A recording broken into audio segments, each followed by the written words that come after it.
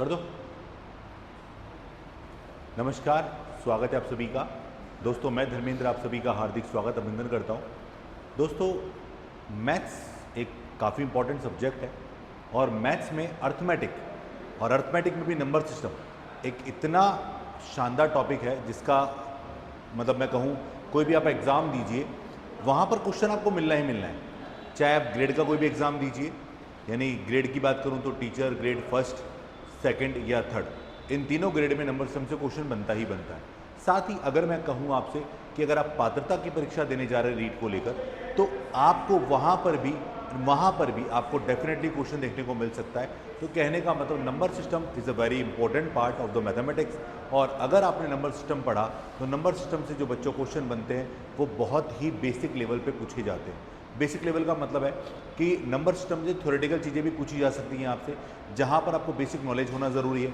इसके अलावा number system से आपसे प्रैक्टिकल चीज़ें पूछी जा सकती है, जहाँ पर आपके पास नॉलेज और अच्छी होना बहुत ज़रूरी है बच्चों। तो आज की क्लास में हम बात करेंगे नंबर सिस्टम, संख्या पद्धति। और मैं आपसे कहना चाहूँगा बेटा,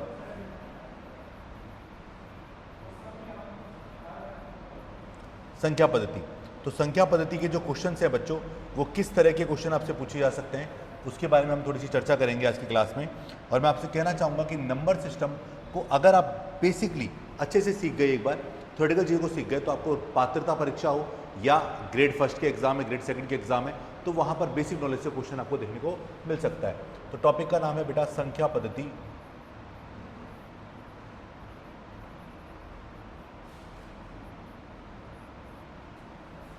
जिसको हम कहते हैं बेटा नंबर सिस्टम।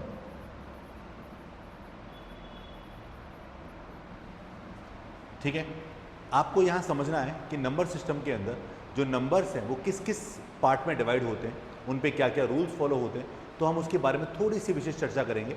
सबसे पहले बच्चों अगर बात करें नंबर्स को लेकर, तो आपको पता होगा नंबर जो है बेटा यहाँ पर दो प्रकार के होते हैं।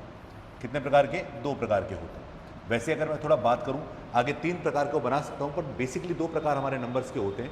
एक का नाम है रियल नंबर, जिसको हम बोलते हैं वास्तविक संख्या। एक का नाम है रियल नंबर, जिसको हम क्या बोलते हैं बच्चों? वास्तविक संख्या। एंड सेकंड दूसरा जो है वो है बेटा इमेजिनरी नंबर, जिसको हम क्या बोलते हैं? काल्पनिक नंबर। यानी जो वास्तविक नहीं है वो काल्पनिक होते हैं। अब आपके दिमाग में आता है कि काल्पनिक होते क्या हैं, तो सीधा लैंग्वेज मैंने बोला जो वास्तविक नहीं है। अब आप बोलोगे सर वास्तविक क्या नहीं है, वास्तविक क्या नहीं है? तो अगर मैं सिंपल से एग्जांपल लेना चाहूँ वास्तविक क्या नहीं है, तो आपने कभी देखा हो 11th-12th मैथ्स में, अगर आपने थोड़ा बहुत देखा हो, तो रूट में अगर माइनस आ जाए, रूट में अगर क्या आ जाए बच्चे? माइनस आ जाए, तो वो क्या कहलाता है हमारे लिए? काल्पनिक कहलाता है। क्या कहलाता है बच्चे? काल्पनिक संख्या कहलाता है। तो ऐसी संख्याएं जिनके अंदर रूट में क्या आ जाए बेटा? माइनस आ जाए, वो क्या कहलाती है? काल्पनिक संख्या कहलाती है। इसके अलावा अगर मैं अपनी तरफ से कोई एग्जाम्पल लिखना चाहूँ, तो मैं इन्फिनिटी को भी एक काल्पनिक संख्या ही मानता हूँ, क्योंकि अगर हम बात करें कभी कोई लिमिट डिफाइन नहीं हो पा रही है, तो उसको हम क्या मानते हैं बेटा? काल्पनिक संख्या ही मान सकते हैं। तो यहाँ पर ये दो एग्जाम्पल हमारे काल्पनिक के हैं। इसके अलावा जो हमारे पास पूरी गणित में हमारे काम आता है वो सब बच्चों वास्तविक संख्या कहलाती है। तो बच्चों वास्तविक संख्याएं दो प्रकार की होती हैं,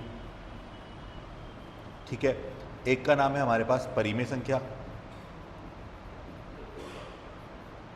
जिसको इंग्लिश में हम बोलते हैं रेशनल नंबर,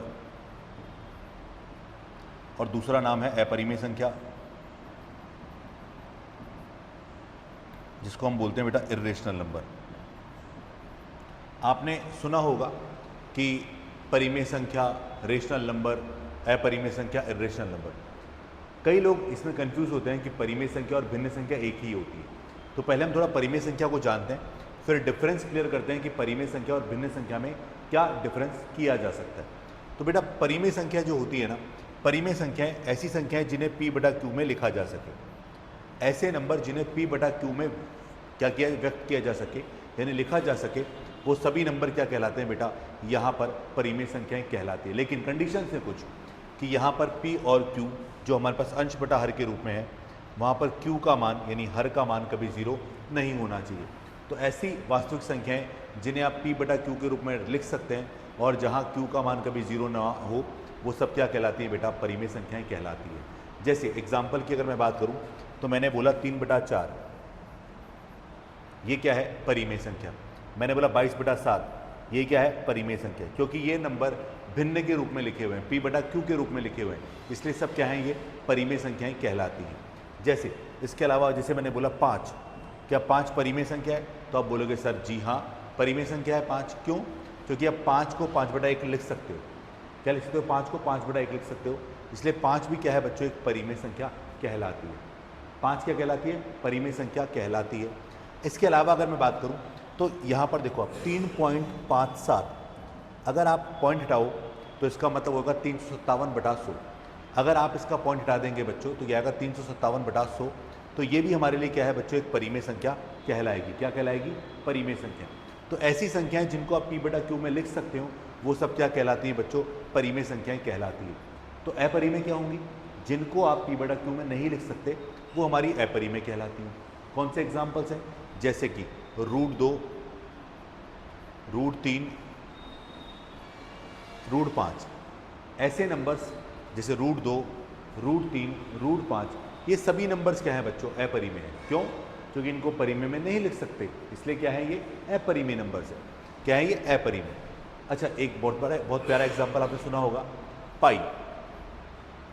अगर मैं पूछूं आपसे पाई का मान क्या है, तो आप सभी अगर पाई के बारे में जानते हैं तो आप सभी ने पाई के जो मान पढ़े होंगे वो पढ़ा होगा 22/7, या फिर आपने पाई का मान पढ़ा होगा 3.14, ये पढ़ा होगा।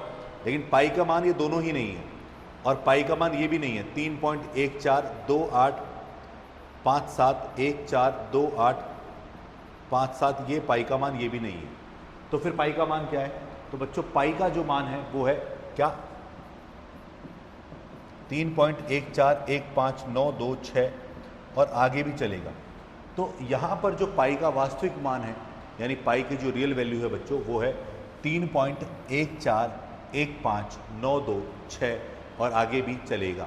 अब यहाँ पर एक चीज़ नोट करने वाली है, जिसको पहले आप ये नोट करो। देखो 3.57, तो 57 पॉइंट के बाद 2 अंक हैं।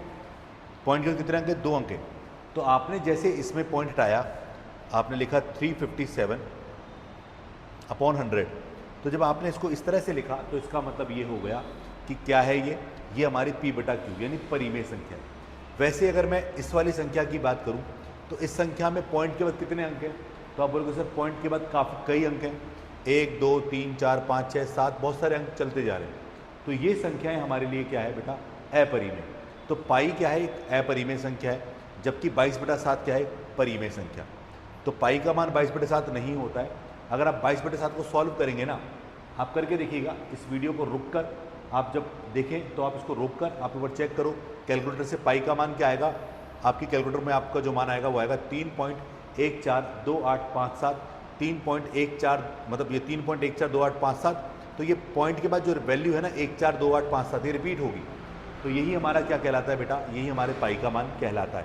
क्या कहलाता है? पाई का मान। तो पाई नहीं, ये 22/7 का मान कहलाता है। पाई का मान हमारा ये है 3.14159226। बट यहाँ पर समझने वाली बात है कि पाई क्या है? पाई एक इरेशनल नंबर है। क्या है बच्चों? इरेशनल। जबकि 22/7 क्या है? रेशनल। क्योंकि 22/7 ऑलरेडी किसके रूप में लिखा हुआ है? सर 22/7 ऑलरेडी P/Q के रूप में लिखा हुआ है।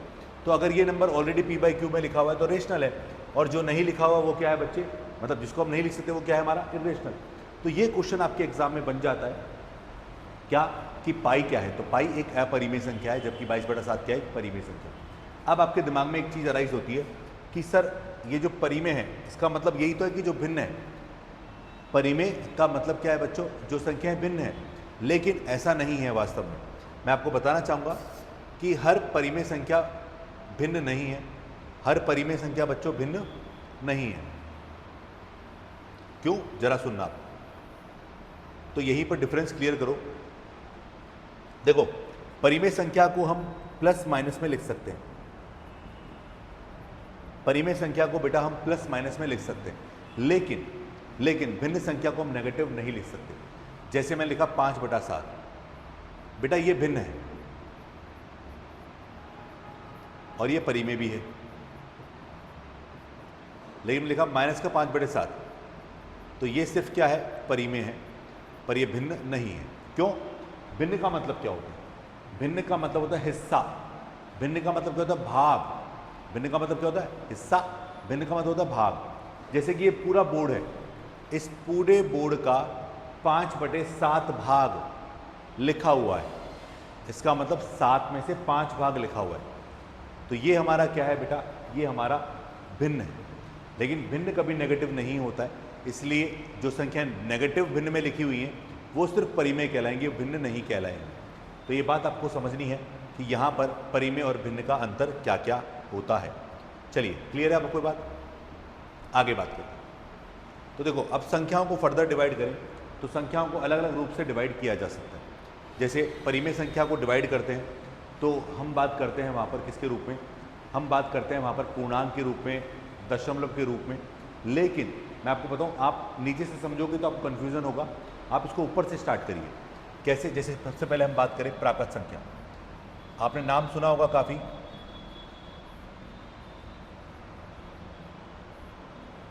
प्राकृत संख्या, जिसको इंग्लिश में क्या बोलते हैं, नेचुरल नंबर।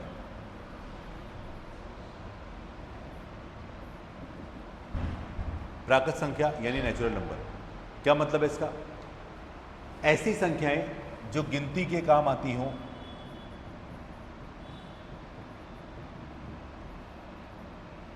ऐसी संख्याएं जो गिनती के काम आती हों क्या कहलाती हैं? प्राकृत संख्या। प्राकृत संख्या की शुरुआत कहाँ से होती है बेटा? सर प्राकृत संख्या की जो शुरुआत होती है वो हमेशा कहाँ से शुरू होती है बेटा? 1 से। तो प्राकृत संख्याएं जो 1 से शुरू होती है प्राकृत संख्याएं कहलाती हैं। और कहाँ तक जाती है? अनंत तक जाती है। 1 2 3 4 5 6। इसमें सीखने वाली बात क्या है? सीखने वाली बात यह है कि प्राकृत संख्या कभी भी नेगेटिव नहीं होती। आप बताइए क्या इसमें कोई भी प्राकृत संख्या नेगेटिव है? आप बोलोगे सर नहीं है, क्योंकि प्राकृत संख्या नेगेटिव होती ही नहीं है। दूसरी बात, क्या प्राकृत संख्या पॉइंटों में है? तो आप बोलोगे सर नहीं होती है। तो प्राकृत संख्या पॉइंटों में भी नहीं है। क्या जीरो है? जी बिल्कुल जीरो नहीं है। तो मतलब प्राकृत संख्या भी जीरो के रूप में, मतलब जीरो प्राकृत संख्या नहीं है। अब प्राकृत संख्या के बाद बात करते हैं अगली कैटेगरी जिसका नाम है पूर्ण संख्या।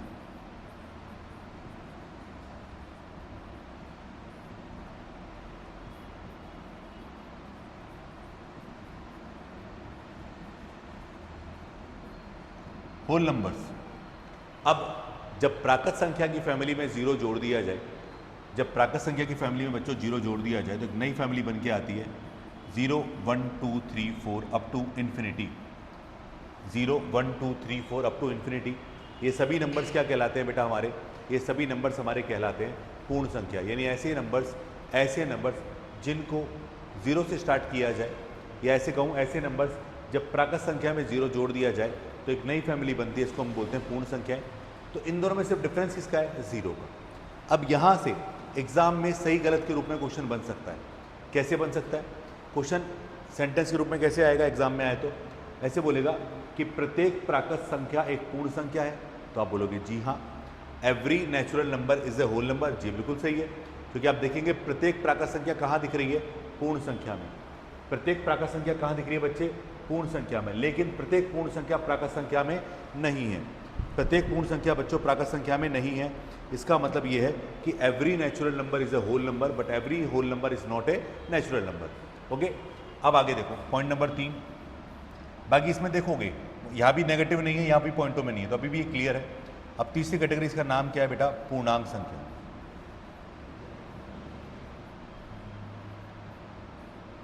क्या है? पूर्णांक संख्या। इंग्लिश में बोलते हैं इसको क्या? इंटीजर।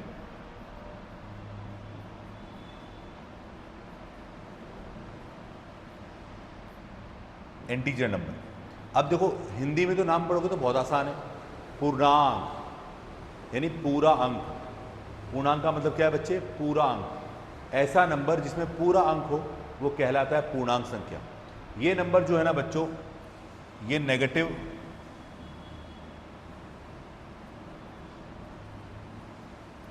पॉजिटिव दोनों में होती है। यानी ऐसे नंबर जो नेगेटिव में भी हो पॉजिटिव में भी हो वो क्या कहलाते हैं? पूर्णांक संख्या। आप देखेंगे कि देखो सारी की सारी प्राकृत संख्या कहाँ दिख रही है? पूर्ण में। सारी पूर्ण कहाँ दिख रही है? पूर्णांक में। तो कहने का मतलब बच्चों ये है कि अगर हम देखें तो प्राकृत संख्या का हर हिस्सा कहाँ मिल रहा है आपको? पूर्ण में। और पूर्ण वाला किस में दिख रहा है आपको? पूर्णांक में आपको देखने को मिल रहा है। ठीक है, तो जरा देखिएगा इसको आप एक बार। अगर मैं कहूँ आपसे ये, तो आप जरा देखिए कि यहाँ पर जीरो जो है ना वो न तो पॉजिटिव है और न ही नेगेटिव है। जीरो एक ऐसा नंबर है जो न तो पॉजिटिव है और न ही क्या है बच्चों? नेगेटिव है। तो जीरो के साइड में जो भी है ना वो सब क्या है बेटा, पॉजिटिव है, और जीरो के लेफ्ट में जो भी है वो सब क्या है बेटा, नेगेटिव है।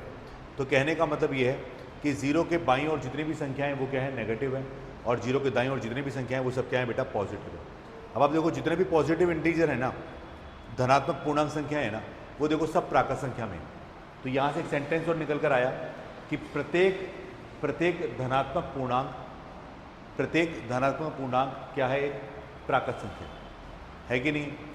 अब आप देखो यहाँ पर कई सारी चीज़ें आपके दिमाग में आता है कि जीरो क्या है, तो जीरो आएगा न तो धनात्मक न ही ऋणात्मक, क्योंकि जीरो क्या है, साइन नहीं लगता, तो जीरो न तो धनात्मक न ही ऋणात्मक संख्या होती है।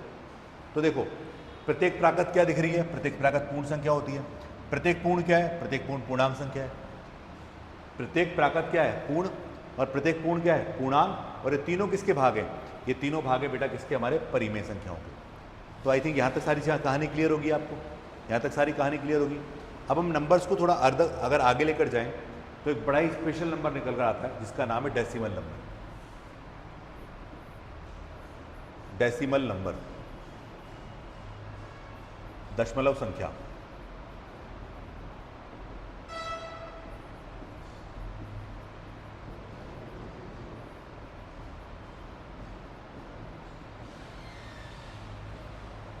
ठीक है, अब बचपन से आपने दशमलव के बारे में सुना होगा, समझा होगा कि दशमलव मतलब जिसमें दशमलव यानी पॉइंट लगा हो, ऐसी संख्याएं जिनमें पॉइंट लग जाए वो क्या कहलाती हैं, दशमलव।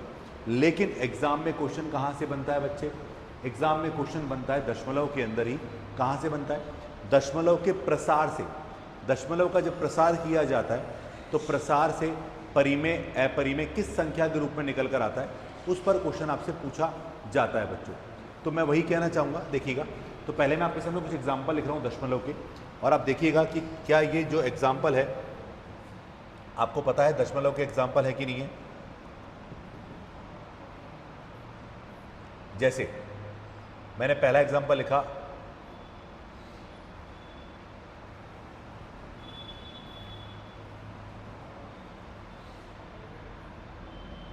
3.57,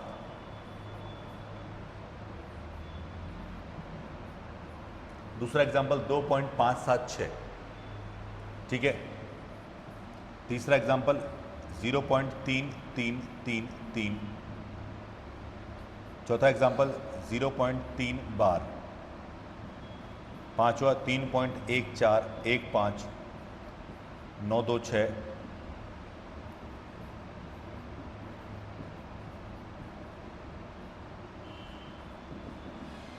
छह एग्जाम्पल लिखिए। ये सभी के सभी एग्जाम्पल ऐसे हैं जिनमें क्या लगा है बच्चे, पॉइंट लगा हुआ है। अब पॉइंट लगा हुआ है तो आप क्या बोलोगे कि ये सभी दशमलव संख्याएं हैं। ये सभी क्या है बच्चों, दशमलव संख्याएं हैं। अगर बच्चों ये सभी दशमलव संख्याएं हैं, लेकिन मुझे जानना है कि दशमलव में ये कौन सी संख्या है, परिमेय है या अपरिमेय है। मुझे दशमलव में बच्चों ये जानना है कि कौन सी संख्याएं हैं, ये परिमेय है या अपरिमेय है। तो यही आज की कहानी का जो, आज की क्लास का जो मेन इंपॉर्टेंट पॉइंट है वो ये है, क्योंकि यहाँ से क्वेश्चन आपको एग्जाम में मोस्टली देखने को मिल जाता है। तो आपसे पूछा गया कि बताओ कौन संख्या परिमेय है और कौन सी अपरिमेय है। तो जैसे कि आप पहला एग्जाम्पल देख रहे हो, कौन सा बच्चों, पहला एग्जाम्पल देख रहे हो, तो पहला एग्जाम्पल जो है उसका मतलब है 3.57, तो पॉइंट आया तो 357/100। क्या आप लिख सकते हैं इसको, जी हाँ लिख सकते हैं। अगला एग्जाम्पल है 2576 डिवाइडेड बाय 1000, क्या आप इसको परिमेय में लिख सकते हैं, जी हाँ। तो पहले जो दो एग्जाम्पल है ना बच्चों, ये किसके हैं, सर ये परिमेय के एग्जाम्पल है। किसके एग्जाम्पल है, ये परिमेय के, ठीक है। तो आपके दिमाग में आना चाहिए कि थर्ड और फोर्थ क्या ये परिमेय है, 5 और 6 क्या ये परिमेय है। तो देखो थर्ड और फोर्थ पे देखोगे ना, तो थर्ड में पॉइंट के बाद 3 3 3 3 है, और यहाँ पॉइंट के बाद 3 बार है। बार का मतलब भी यही है कि अगर बार हटाऊंगा तो 3 3 3 3 आएगा, यानी पॉइंट नंबर थर्ड और फोर्थ दोनों क्या है बच्चों, सेम है। पॉइंट नंबर थर्ड और फोर्थ दोनों क्या है, सेम है। तो आप एक बात समझिए, पहले तो ये तो परिमेय बना दिया, क्योंकि पॉइंट आया नीचे 0 आ गई है, तो ये दोनों परिमेय हो गए। लेकिन क्या ये चारों परिमेय हैं, क्या ये चारों परिमेय हैं, तो आपका जवाब होगा कि सर ये चारों परिमेय कुछ हैं और कुछ नहीं है।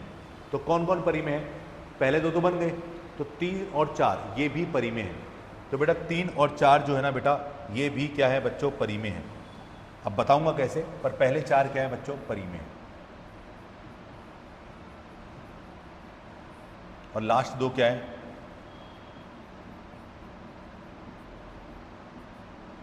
अपरिमेय। अब मैं इसको चार्ट के माध्यम से समझाने जा रहा हूं कि परिमेय अपरिमेय को कैसे डिफाइन करेंगे। सबसे पहले दशमलव की बात करूं। दशमलव संख्याएं जो है ना बेटा वो दो प्रकार की है। दशमलव संख्याएं जो है ना बच्चों दो प्रकार की हैं। एक का नाम है शांत दशमलव यानी शांत दशमलव, इंग्लिश में बोलते हैं इसको टर्मिनेटिंग।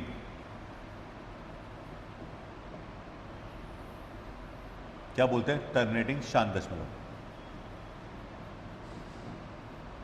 दूसरी होती है अशांत दशमलव, नॉन टर्मिनेटिंग।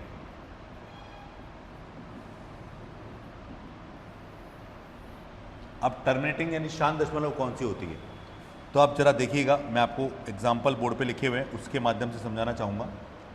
पहले दो एग्जाम्पल ऐसे हैं जिनमें पॉइंट के बाद दो डिजिट, जैसे इसमें दो डिजिट है, इसमें तीन डिजिट हैं, काउंट कर सकते हो आप। तो अगर पॉइंट के बाद डिजिट को काउंट किया जा सकता है तो उसे हम बोलते हैं बेटा शांत या फिर शांत। ठीक है, कई जगह लिखा होगा शांत और कई जगह लिखा होगा शांत। तो पहले दो एग्जाम्पल किसके हैं बेटा? शांत के। अंतिम चार एग्जाम्पल किसके हैं बच्चों? अशांत के। क्यों? शांत का मतलब पॉइंट के बाद डिजिट अगर रुक गई यानी काउंट कर ली गई, यहां दो अंक हैं, काउंट कर ली तो दो के बाद रुक गया, यहां तीन के बाद रुक गया, तो ये दोनों एग्जाम्पल किसके हैं बच्चों? शांत के। और लास्ट के चार जो है बेटा वो किसके एग्जाम्पल हैं? अशांत के। क्यों? क्योंकि यहां डिजिट्स जो है कंटिन्यू चल रही है, रुक नहीं रही है, तो ये क्या होंगे बेटा? अशांत के। तो जितने भी शांत दशमलव है ना, जितने भी शांत दशमलव है ना बच्चों, ठीक है, वो हमेशा क्या होंगे? वो हमेशा परिमेय होंगे। देखो बदल गया ना हमने, तो परिमेय बना लिया। तो जितने भी शांत दशमलव हैं वो हमारे क्या है बेटा? रेशनल नंबर है, परिमेय संख्या है। वो क्या है? हमारी परिमेय संख्या यानी रेशनल नंबर है। तो इसका मतलब अशांत अपरिमेय होने चाहिए, पर ऐसा नहीं है। अशांत दो प्रकार की कैटेगरी है। अशांत में कितनी कैटेगरी है बच्चों? दो प्रकार की है। कौन कौन सी? एक का नाम है आवर्ती,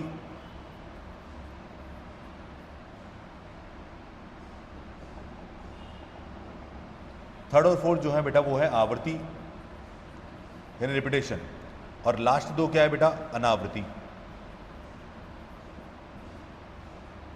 ठीक है, अब जरा देखो कि अशांत दो प्रकार के, एक का नाम क्या है बेटा? आवर्ती,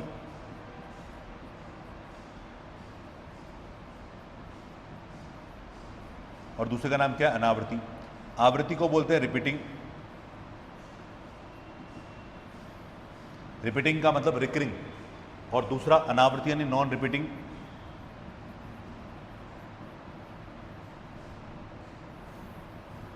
अगर आप याद करने की सोच रहे हैं कि याद कैसे करें, तो रटने वाली बात है। बाकी सिंपल सिंपल है, जिसको बदल सकते हो वो तो परिमेय होगी होगी, और जहाँ रिपीटेशन है वो भी परिमेय बदलेगी। बस जो बार है वो बटे में जाएगी, जिस पर ना तो बार है ना रुक रही है वो हमेशा क्या होगी? अपरिमेय होगी। अब जरा समझना एक बार। तो रिपीटिंग, जैसे मान लो किसी को शांति मिल जाए, शांति मतलब वही वाली शांति, मोक्ष मिल जाए। अगर किसी को शांति मिल जाए, मोक्ष मिल जाए, तो उसके लिए क्या वर्ड बोलोगे? वो कहाँ जाएगा? परमात्मा के पास। तो यानी परम यानी यहाँ परमात्मा यानी परिमेय। ठीक है, और ज़रूर थोड़ा ना परमात्मा के पास जाने में शांत ही होना पड़े। तो आप क्या कर रहे हो? आप भगवान का नाम बार बार ले रहे हो। क्या कर रहे हो? भगवान का नाम बार बार ले रहे हो। तो आपने यहाँ आवृत्ति की यानी रिपीटेशन किया। तो बेटा यहाँ पर जो आवृत्ति है, रिपीटेशन, अगर आप भगवान का नाम बार बार जप करोगे तब भी तो आपको भगवान मिलेंगे। जी हाँ, तो इसका मतलब जितने भी आवृत्ति हैं वो सब क्या है? परिमेय हैं, और जितने भी अनावृत्ति हैं वो सब क्या है बेटा? अपरिमेय। इससे ग्रेड के पेपर्स में क्वेश्चन पूछा गया, इससे ग्रेड के पेपर में आपसे क्वेश्चन पूछा जा चुका है। ठीक है, तो ये आपको थोड़ा सा ध्यान रखना है, और ये मैंने आपको करके बताया, तो आप इसको समझ लीजिए पहले अच्छे से। अब क्या कि यहाँ पर एक क्वेश्चन आपके मन में निकल कर आएगा कि सर थर्ड और फोर्थ जो है हमारे वो परिमेय है। ठीक है, बाकी सबको तो हमने देख लिया कि जो परिमेय है वो डायरेक्टली समझ लिया, और जो परिमेय नहीं है उसको भी डायरेक्टली समझ लिया, लेकिन जो नहीं है ना वो तो क्लियर है। पर जो ये परिमेय है, तो परिमेय है तो इसका मतलब ये किसकी फॉर्म में जाएगा बेटा? ये जाएगा P/Q के रूप में। किसके रूप में जाएगा? P/Q के रूप में। तो आपके दिमाग में क्वेश्चन अराइज होगा कि सर अगर ये परिमेय है तो कृपया करके इसको P/Q के रूप में कन्वर्ट करिए। अगर ये परी में है तो आप इसको पी बटा क्यू के रूप में कन्वर्ट करिए। तो लीजिए, अब आपके सामने पेश है क्या आवर्ती दशमलव का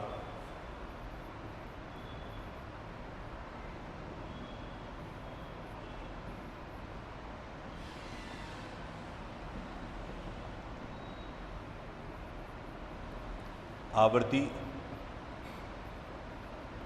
दशमलव का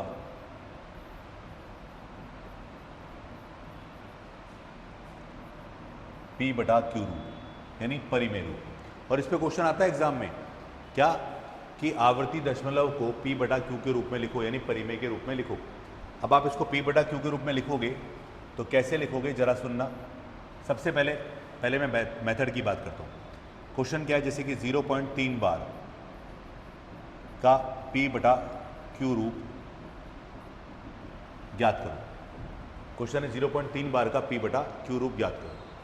अब बेटा इसका 3 बटा क्यू रूप ज्ञात करेंगे तो कैसे करेंगे सुनना। सबसे पहले इस नंबर को x के रूप में लिखो। पहले बेसिक से बता रहा हूँ फिर शॉर्टकट बताऊंगा। सबसे पहले आप इस नंबर का x के रूप में लिखो तो 0.333333 एक्सपेंडेड रूप में लिखो। बार को हटाओगे तो रिपीटेशन 3 आएगा। बार को हटाओगे तो क्या आएगा बेटा 0 मतलब बार को हटाओगे तो पॉइंट के बाद 3 लगातार आएगा क्योंकि बार 3 पर लगा हुआ है। अब आप ये देखिए कि कितने अंकों पर बार लगा हुआ है। अगर आप बताइए मुझे कितने अंकों पर बार है तो आप बोलोगे सर एक ही अंक पर बार है। किस पर? 3 पर, यानी एक ही अंक है जो रिपीट हो रहा है। ठीक है, तो यहाँ पर एक ही अंक जो है बच्चों रिपीट हो रहा है, उसी की बात करेंगे हम लोग। तो बताओ अगर एक अंक रिपीट हो रहा है बच्चों तो आपको क्या करना है। अगर एक अंक रिपीट हो रहा है तो आपको 10 से गुणा करना है। 2 अंक रिपीट हो रहा है तो आपको 100 से गुणा करना है। 3 अंक रिपीट हो रहा है तो आपको 1000 से गुणा करना है। किसको? इस पूरे नंबर को। तो अगर आपने 10 से गुणा किया तो 10 को गुणा किया x से 10x, 10 को इससे गुणा किया पॉइंट आगे चला गया 3.333। ये इक्वेशन नंबर फर्स्ट, ये इक्वेशन नंबर सेकंड। दोबारा बोलता हूँ, जिसको भी आपको पी बटा के रूप में बदलना है उस नंबर को सबसे पहले x के रूप में मान लीजिए। ये मान लिया x बराबर 0.3 बार हटाया तो 0.3333 हमारा आएगा। अब ये बताइए पॉइंट के बाद कितने अंक है जो रिपीट हो रहे हैं। तो आप बोलोगे सर पॉइंट के बाद एक अंक है जो रिपीट हो रहा है। तो अगर एक अंक रिपीट हो तो 10 से गुणा करो तो 10x और इसको 10 से गुणा किया पॉइंट एक कदम आगे चला गया। ठीक है यहाँ तक। अब मेरी बात सुनो, ये समीकरण नंबर 1 है, समीकरण नंबर 2। तो आपको क्या करना है, समीकरण 2 में से समीकरण 1 को घटाना है। समीकरण 2 में समीकरण नंबर 1 को क्या करना है, घटाना है। 2 में से घटाया तो 10 में से गया तो 9x बचेगा। ठीक है, और 3.33 में से घटाओगे इसको तो केवल क्या बचेगा बच्चे, 3 बचेगा। तो x का मान आ गया 3/9 और सिंपली इसका मतलब क्या हो गया 1/3। भाई 9x घटाने के बाद 10 में से गया तो 9x, 3.33 में से घटाऊंगा तो 3 बचेगा। तो x का मान आ गया 3/9 यानी 1/3। और ये हमारा 1/3 जो है वो हमारा p बटा क्यू रूप हो गया है। ये कौन सा रूप हो गया बेटा, p बटा क्यू रूप हमारा हो गया है। ऐसे अगर एक और एग्जाम्पल देखूँ मैं आपके सामने, जैसे मैंने लिखा 0.57 बार। 0.57 बार कितने अंक रिपीट हो रहे हैं, 2, क्योंकि 2 पर बार है। तो ये डिपेंड करता है क्वेश्चन क्या है। तो सबसे पहले अगर मुझे इसका p बटा क्यू रूप, तो यहां पर x का मान क्या होगा बेटा, आप बोलोगे सर x बराबर 0.5757 आपको मानना पड़ेगा। ये हो गया समीकरण नंबर 1, मान लिया x का मान। अब आपको क्या करना है, अब बताओ पॉइंट के बाद कितने अंक हैं जो रिपीट हो रहे हैं। तो आप बोलोगे सर 2 अंक हैं जो रिपीट हो रहे हैं। तो आप इसको 100 से गुणा करो तो 10 की जगह पहले 10 से गुणा किया क्योंकि एक अंक रिपीट था। अब 2 अंक रिपीट हो रहे थे, 100 से गुणा किया और 100 से गुणा किया तो कितना आया 57.57 ऐसे इक्वेशन नंबर 2। सही है, कर लिया। अभी मैंने 2 अंक से गुणा किया, मतलब 100 से गुणा किया क्योंकि मुझे 2 अंकों को शिफ्ट करना था। अब क्या करोगे, समीकरण नंबर 2 में से 1 को घटा दो तो 100 में से 1 गया तो बच्चे 99x बचेगा और 57 में से घटाओगे तो पॉइंट के नीचे पॉइंट रखोगे तो पॉइंट वाला हिस्सा कट जाएगा। तो x का मान आ गया 57/99 और अगर ये कट रहा है तो काट दीजिए वरना छोड़ दीजिए। ऑप्शन में या तो ये मिलेगा पर जैसे 3 से कट रहा है या फिर ये मिलेगा। तो इस तरह से आपको क्वेश्चन में चीज़ों को बहुत सरल तरीके से इम्प्लीमेंट करना है और इम्प्लीमेंट करने के बाद ही उसका आंसर निकालना है बच्चों। तो बताइए क्या कोई दिक्कत है इसके अंदर? मुझे लगता नहीं कोई दिक्कत होगी। हाँ, ये तो था मेथड, पर इन्हीं को अगर शॉर्ट तरीके से करना हो, इन्हीं को अगर शॉर्ट तरीके से करना हो तो कैसे किया जाएगा उसकी बात करते हैं। इन्हीं को अगर शॉर्ट तरीके से करना हो बच्चों तो कैसे किया जाएगा उसकी बात करते हैं। करें तो देखो, पहले आप ये ध्यान रखो, आवृत्ति दो प्रकार की होती है। अब बोलोगे सर आवृत्ति भी दो प्रकार की? जी हाँ, एक का नाम है शुद्ध आवृत्ति,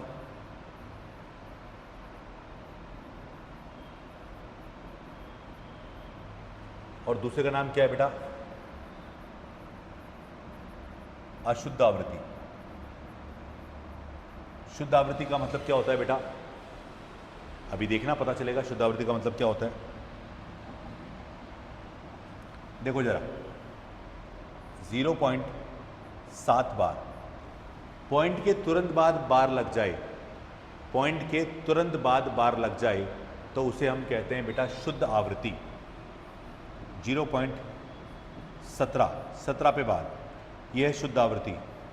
0.321 पूरे पर बार तो शुद्ध आवृत्ति। 0.1234 कंप्लीट पर बार शुद्ध आवृत्ति। यानी पॉइंट के तुरंत बाद बार लग जाए तो बेटा वो शुद्ध आवृत्ति कहलाती है। अशुद्ध आवृत्ति की बात करें, जैसे 0.18 और केवल 8 पर बार, एक छोड़ दिया ना, तो अगर अंक छोड़ के बार लग रहा है तो वो अशुद्ध कहलाएगी। लेकिन अगर अंक छोड़कर नहीं लग रहा है, अगर शुरुआत से लग रहा है तो वो शुद्ध कहलाएगी। 0.123 23 पर बार, एक को छोड़ दिया, ऐसे ही 0.123 केवल 3 पर बार, 12 को छोड़ दिया। और ऐसे अगर मैं बोलूँ 0.567 और 67 पे बार है तो यहाँ भी एक अंक छोड़ दिया। तो जब एक अंक या दो अंक छोड़ के चल रहे हो, मतलब कहने का मतलब कुछ अंक छोड़ के चल रहे हो, तो उसे क्या कहोगे बच्चों? आप उसे कहोगे आप क्या? अशुद्ध आवृत्ति। और जहाँ अगर आप शुरू से बार लगा रहे हो तो उसे क्या बोलोगे आप? अशुद्ध, मतलब शुद्ध आवृत्ति शुरू से लगाओगे और कुछ छोड़ के चलोगे तो अशुद्ध आवृत्ति। अब इसको कन्वर्ट करते हैं। सबसे पहले ये बताओ कितने अंकों पर बार? शुद्ध की बात कर रहे हैं। शुद्ध तो बहुत आसान है। कितने अंकों पर बार? एक अंक पर बार है। कितने अंक पर बार बेटा? एक अंक पर बार है। तो अगर एक अंक पर बार है तो एक बार 9 लिखो नीचे। यहाँ कितने अंकों पर बार? 2 बार, तो 2 बार 9 लिखो। यहाँ कितने अंकों पर बार? 3 बार, तो 3 बार 9 लिखो शुद्ध में। यहाँ 4 अंकों पर बार, तो 4 बार 9 लिखो। जितने अंकों पर बार उतनी बार 9 जरूर लिखें। अगर एक अंक पर है तो एक बार लिखें, 2 अंक पर है 2 बार लिखें, 3 अंक पर है 3 बार लिखें, और 4 अंक पर है तो 4 बार 9 लिखें। लिख लिया आपने? देन क्या करेंगे आप जिस अंक पर बार था उसको ऊपर लिख दो। 7/9, 17/99, 321 बटा ये, और 1234 बटा ये। हाँ, एक छोटी सी बात ये, अगर ये कट रहे हैं तो काटिए, अगर नहीं कट रहे तो मत काटिए। जैसे ये नहीं कटेगा, ये नहीं कटेगा, ये 3 से कट जाएगा, 107/999 और 333। और कट रहा है तो काट दीजिए, अगर नहीं कट रहा तो छोड़ दीजिए। ये कट रहा है तो काट दीजिए। तो ये शुद्ध आवृत्ति को डायरेक्ट कर लिया। अगर आप चाहो तो मेथड से करके देखो, यही आंसर आएगा। ठीक है।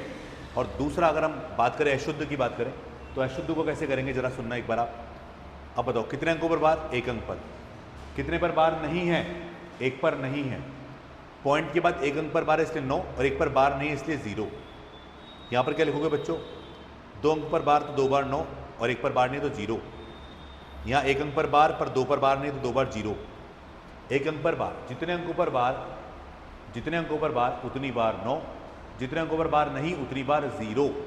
ऐसे ही इसकी बात करें, 2 अंकों पर बार, एक पर बार नहीं। ठीक है। अब क्या करोगे? ऊपर यहाँ भी हमने ऐसा ही किया, लेकिन यहाँ 0 साथ में लगाया। यहाँ पर क्या करोगे? ऊपर पूरा नंबर लिखो 18 का 18, उसमें से जिस पर बार नहीं है वो माइनस करो, तो बचा बेटा 17/90। पूरा नंबर 123, जिस पर बार नहीं है वो घटाओ। ठीक है। यहाँ पूरा नंबर 123 माइनस जिस पर बार नहीं है वो घटाओ। यहाँ 567, जिस पर बार नहीं है वो घटाओ। 562। तो कहने का मतलब मेरा ये हुआ कि अगर आप मेथड पे जाएंगे तब भी यही सॉल्यूशन होगा और शॉर्ट तरीके से करेंगे तब भी बच्चों यही सॉल्यूशन होगा। लेकिन यहाँ से क्वेश्चन आपके एग्जाम में बन सकते हैं। अभी जितना भी मैंने अभी तक आपको बताया तो जरा देखो एक बार, मैंने आपको जो जो बताया उसको देखो एक बार। सबसे पहले यहाँ से क्वेश्चन एग्जाम में क्या बना हुआ है वो सुनिए। क्वेश्चन एग्जाम में बना हुआ है कि परिमेय और अपरिमेय संख्याओं का समूह क्या कहलाता है। ये कहाँ बना, ये ग्रेड फर्स्ट के पेपर में बना कि परिमेय और अपरिमेय संख्याओं का समूह क्या कहलाता है। उसके ऑप्शन में था वास्तविक संख्या, यानी परिमेय और अपरिमेय संख्याएं मिलकर क्या बनती हैं, वास्तविक संख्याएं कहलाती हैं। ठीक है, हो सकता है उल्टा पूछ रहे इस बार कि वास्तविक संख्याएं क्या होती है, तो परिमेय और अपरिमेय संख्याओं का समूह। दूसरा क्वेश्चन क्या बन सकता है यहाँ पर, पाई को लेकर कि पाई हमारे लिए क्या है, पाई परिमेय है कि अपरिमेय, तो आपका जवाब होगा पाई क्या है, एक अपरिमेय संख्या। ये रीट वगैरह में, टीचर्स वगैरह के पेपर में आपसे पूछ सकता है। ठीक है, अगर हम बात करें और आगे, इन तीनों का रिलेशन देकर टीचर्स के एग्जाम में चाहे सीटेट का हो या रीट का हो, आपसे पूछ सकता है कि क्या प्रत्येक पूर्ण संख्या प्राकृत संख्या है, तो आप बोलोगे नहीं, क्योंकि 0 पूर्ण है पर प्राकृत नहीं है। क्या प्रत्येक पूर्णांक संख्या प्राकृत संख्या है, नहीं है भैया, नेगेटिव और 0 तो होते ही नहीं है प्राकृत में। तो कहने का मतलब मेरा ये है कि आपके पास एक एक चीज़ आपके सामने है, तो यहाँ से क्वेश्चन बनते हैं। एक एक पॉइंट को आपको अच्छे से समझना है। इसके बाद अगर हम बात करें, मैंने आपको बताया ये वाला चार्ट, इस चार्ट में से क्वेश्चन क्या बना हुआ है। अब आप बताओ कि परिमेय संख्या किस किस के रूप है। तो परिमेय संख्या एक तो स्थान दशमलव का रूप है और एक आवृत्ति का रूप है। तो जितने भी आवृत्ति होते हैं ना बच्चों, वो सब क्या होते हैं, परिमेय होते हैं, और अनावृत्ति वाले क्या होते हैं, अपरिमेय। अब क्वेश्चन एग्जाम में क्या बना, क्वेश्चन एग्जाम में बना अशांत अनावृत्ति दशमलव होते हैं। क्या, अशांत अनावृत्ति दशमलव होते हैं। तो आपका जवाब क्या होगा, ये अशांत भी है, अनावृत्ति भी है और क्या है, दशमलव भी है, तो ये क्या है, अपरिमेय। क्योंकि अशांत अनावर्ती दशमलव हमेशा क्या कहलाते हैं बेटा, अपरिमेय कहलाते हैं। ठीक है, तो ये सब चीज़ें हमारे लिए बहुत ज़रूरी हैं, हमें आनी भी चाहिए। इसके अलावा अगर हम बात करें, हमारे पेपर में ये भी क्वेश्चन बना हुआ है इस तरह का रिपीटेशन वाला कि आपको कन्वर्ट करवाता है P/Q। तो कहने का मतलब एक एक छोटी छोटी पॉइंट से क्वेश्चन बनते हैं, टीचर्स के एग्जाम में बहुत ज़रूरी, बहुत इंपॉर्टेंट होता है। बाकी इसके अलावा आप कोई एग्जाम अदर भी दे रहे हैं तो वहाँ भी इनसे क्वेश्चन बन सकते हैं। ठीक है, तो आपको ये सारी की सारी चीज़ें विद शॉर्टकट, जैसे शॉर्टकट आपको बताया है ये शॉर्टकट भी आपको आना चाहिए। तो अगर आप चीज़ों को सीखोगे, समझोगे, तो आपको काफ़ी फ़ायदा मिलेगा। चलिए, तो आज की क्लास मैं यहीं पर ओवर करूँगा। आज की क्लास में इतना ही करेंगे, पर आप इसको पढ़िए। नेक्स्ट पोर्शन में इसका नेक्स्ट पार्ट कंटिन्यू करूँगा। तब तक के लिए धन्यवाद। Thank you so much.